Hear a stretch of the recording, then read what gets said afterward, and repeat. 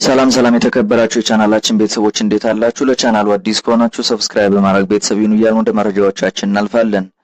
በቴሌኮም ከባየር ሙኒክ አርቢ ሌፕዚግን 3-1 ባሸነፈበት ጨዋታ 83ኛ ደቂቃ ላይ ጀማል ሙሲያላ በድንገት ሜዳ ላይ በመውደቁ በስታዲየሙ ትልቅ ድንጋጤን ፈጥሮ አመሸ።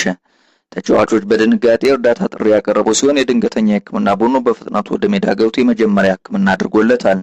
ሕክምና በሚደረግለት ወቅት ስታዲየሙ በከፍተኛ ጸጥታም ተውጦ ነበር። ከጥቂት ጊዜ በኋላ ዶክተሩ ሁኔታው መልካም መሆኑን የሚያሳይ ምልክት የሰጠ ሲሆን ጀማል ሙሲያላ ከሜዳ ሲወጣ የማዞርና የማጥወልወል ስሜት ይታይበት እንደነበርም ተገልጿል። የጉዳቱ መንስኤ በሙኒክ የነበረው ከፍተኛ የ33 ዲግሪ ሴንቲግሬድ ሙቀት ሲሆን የባየር ሙኒክ የቦርድ አባል ማክስ ኦይቨል ከጨዋታው በኋላ በሰጡት መግለጫ የሙሲያላን ሁኔታ በተመለከተ አሳሳቢ ነገሮች እንደሌሉ አረጋግጠዋል።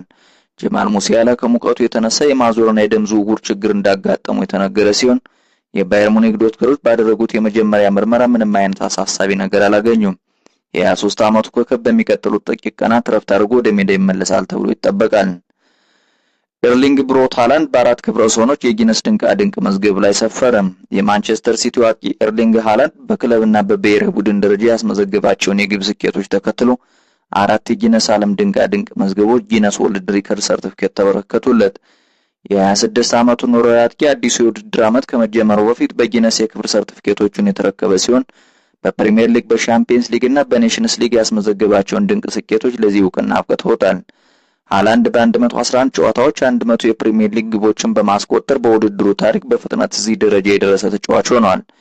በተጨማሪም በማንቸስተር ሲቲ የመጀመሪያ የውድድር ዘመኑ 36 ግቦችን በማስቆጠር በአንድ ፕሪሚየር ሊግ ዘመን ከፍተኛ ግብ ያስቆጠረ ተጫዋችም ተሰኝቷል። በኔሽንስ ሊግ ደግሞ 19 ግቦችን በማስቆጠር የውድድሩ የምንጊዜም ከፍተኛ ግብ አስቆጣሪ ሲሆን በሻምፒየንስ ሊግ ውድድር ከአርቢ ሌፕዚግ ጋር በተደረገ ጨዋታ 5 ግቦችን በማስቆጠር በአንድ ጨዋታ ብዙ ግብ በማስቆጠር ከሊዮኔል ሜሲና ሉዊስ አድሪያኖ ጋር ክብረ ወሰኑን ተጋርቷል።